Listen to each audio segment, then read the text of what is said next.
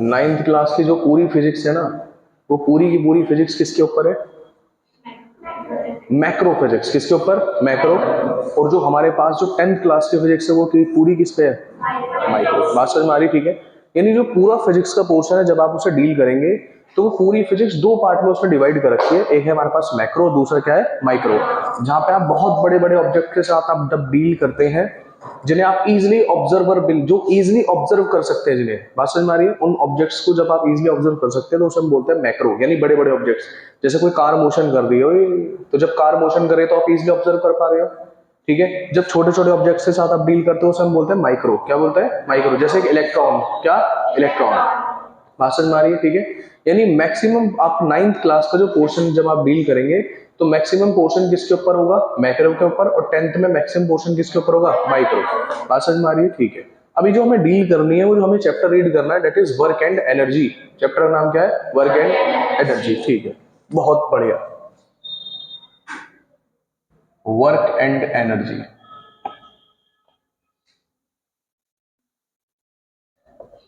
देख, पता है पूरी दुनिया में गेम किसका है?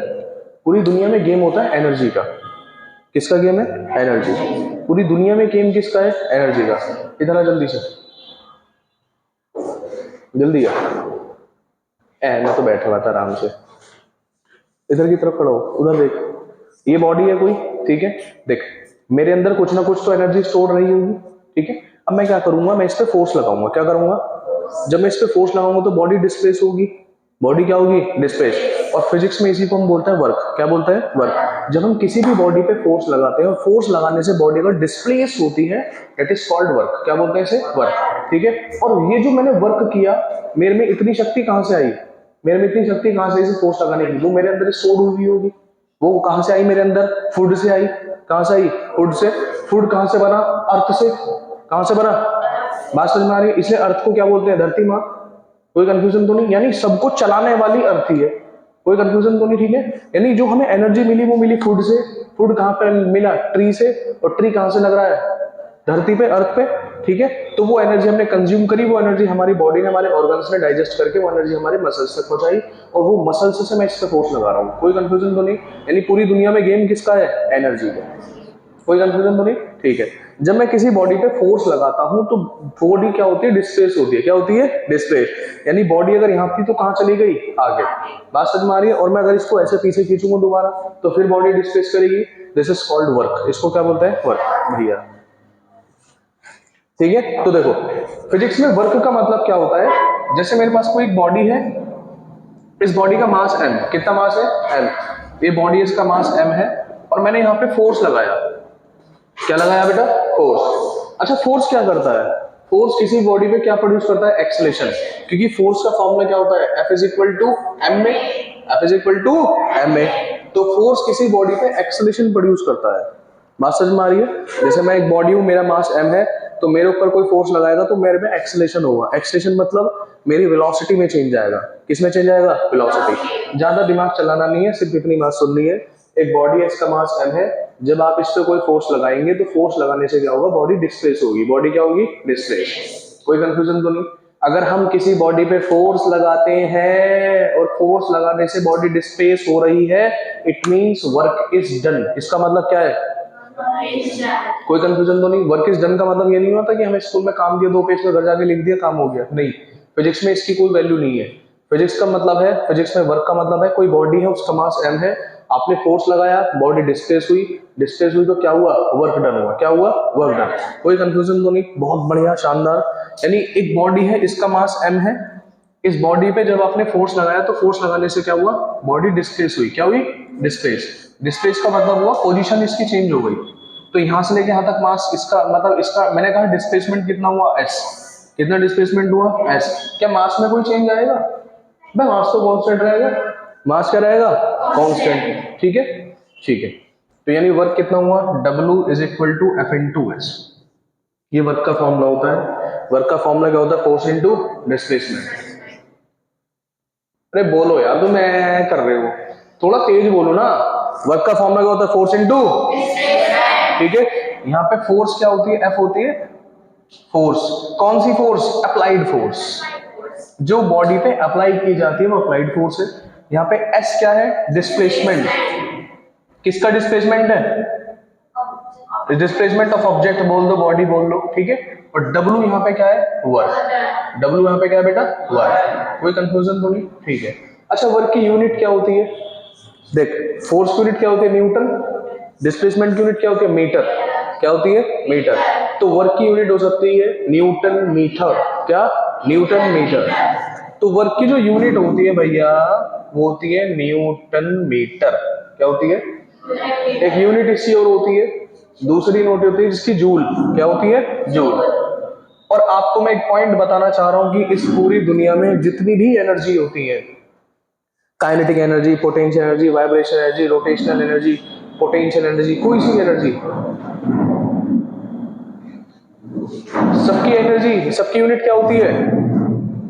जूल। एक बार बोल देना, सबकी यूनिट क्या होती है? जूल। बात समझ में आ रही? ठीक है, कोई कंफ्यूजन तो नहीं? बहुत बढ़िया। कैसी क्वांटिटी है ये? Scalar, vector? कौन सी?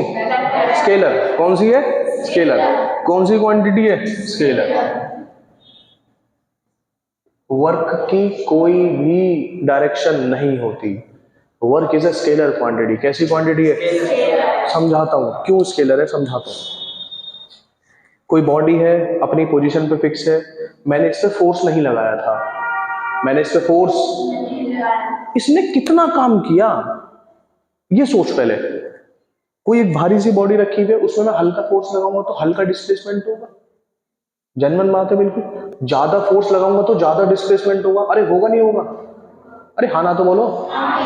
ठीक है, ज्यादा फोर्स लगाऊंगा तो ज्यादा डिस्प्लेसमेंट यानी ज्यादा वर्क, कम फोर्स लगाऊंगा तो कम डिस्प्लेसमेंट, कम वर्क।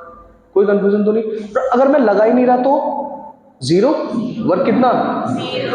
अरे किस पे डिपेंड कर रहा है वर्क? फोर्स और डिस्प्लेसमेंट पे। भाई डिस्प्लेसमेंट जीरो तो वर्क कितना? जीरो। या फिर फोर्स जीरो जब भी वर्क कितना? जीरो। बात समझ में आ रही है? ध्यान से सुनो इस पॉइंट को। जो मैंने वर्क किया किसी बॉडी में वो कहां पे स्टोर्ड था? वो किसके अंदर स्टोर्ड था? बॉडी के अंदर, जो उस पर वर्क कर रहा है। जो मैंने अबे समझ आ रहा है तुम्हें? जो मैं किसी बॉडी पे वर्क कर रहा हूं वो वर्क किसके अंदर स्टोर्ड है? जो वर्क कर रही है। बात समझ में आ रही है? तो मेरे अंदर स्टोर्ड है। तो जो स्टोर्ड हो रहा है क्या उसकी कोई डायरेक्शन है? वर्क मेरे यहां से निकल रहा है, ऐसे करके बाहर आ रहा है वर्क? नहीं आ रहा ना, यहां से बाहर आ रहा है।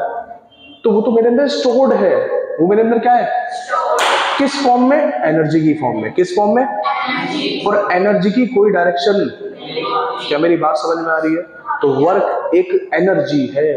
वर्क एक क्या है? एनर्जी। और वो किसके अंदर स्टोर्ड होती है? जो वर्क करता है। बात समझ में आ रही है? कोई कंफ्यूजन तो नहीं? इसलिए वर्क की कोई भी डायरेक्शन नहीं होती। अरे हाँ ना तो बोलो। दोबारा सुन इस बात को।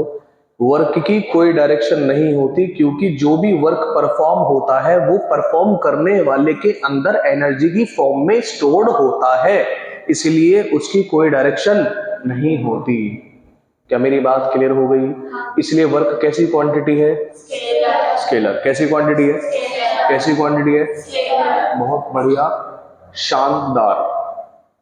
ठीक है, चलो आगे बात करते हैं हम। अब देखो, तो वर्क कैसी क्वांटिटी है? Scalar quantity. कैसी क्वांटिटी है? Scalar quantity. कोई कंफ्यूजन तो नहीं? ठीक है, बाहर बोल दिया, 10 मिनट वेट करो। अब देखो आगे, अब देखो आगे। अब वर्क जो है, वर्क को और जब आप अच्छे स्टैंडर्ड पे बात करते हैं तो अच्छे स्टैंडर्ड पे वर्क को हम और कैसे डिफाइन करते हैं? देखो, work is defined as the dot product of F dot S. ये आपके लेवल की बात नहीं है। मैंने आपको क्या बोला? मैं जो हम आपको पढ़ाते हैं, हम जो आपको पढ़ाते हैं वो केवल आपके स्टैंडर्ड तक पढ़ाते हैं, बट हम पढ़ाना जानते हैं नीट जेई लेवल तक का है। मैं आपको शुरू से बता रहा हूँ ये आपका स्टैंडर्ड का नहीं है, बट आपको ध्यान रखना है। वर्क को फोर्स और डिस्प्लेसमेंट का डॉट प्रोडक्ट भी बोलते हैं। क्या बोलते हैं? फोर्स और डिस्प्लेसमेंट का डॉट प्रोडक्ट। कोई कंफ्यूजन तो नहीं है? ठीक है, चलिए आगे करते हैं। यानी वर्क का फॉर्मूला क्या होता है? F S. वर्क का फॉर्मूला क्या होता है? एफ यहाँ पे क्या है? हाँ, और एस क्या है यहाँ पे? कोई कंफ्यूजन तो नहीं? बहुत बढ़िया, शानदार, ठीक है। एग्जाम्पल नंबर 1,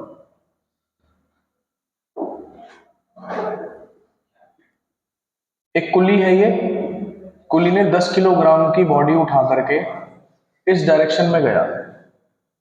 या अभी ना तुम्हें इस स्टैंडर्ड का क्वेश्चन नहीं करा था, तुम घूम जाओगे इसमें। सिंपल, एक बॉडी है, इसका मास m, इस पे हमने फोर्स अप्लाइड करी 200 न्यूटन। कितना? 400 न्यूटन। मुझे शांत बच्चे बिल्कुल पसंद नहीं है। मैंने आपसे कहा बिल्कुल हेजिटेशन मत करो, बिल्कुल खुल के पढ़ो, जितना बोल सकते हो चिल्ला के बोलो, कोई दिक्कत नहीं है। एक बॉडी है, इसका मास कितना है? m, कितना फोर्स लगाया? और मैंने कहा डिस्प्लेसमेंट हुआ 5 मीटर, कितना हुआ? क्वेश्चन आया फाइंड वर्क, वर्क निकालो। तो वर्क का फॉर्मूला क्या होता है? F इंटू एस या फिर एफ एस। एफ क्या है यहाँ पे? फोर्स, एस क्या है? डिस्प्लेसमेंट। तो वर्क निकालना तो पहले, but W equal to F into S, force कितना दे रखा है? 200, डिस्प्लेसमेंट कितना? 5, यानी 0 0 100, यानी कितना आया? 1000 जूल। कितना आया? 1000 जूल। कोई कंफ्यूजन तो नहीं? ठीक है, फटाफट इसे नोट कर।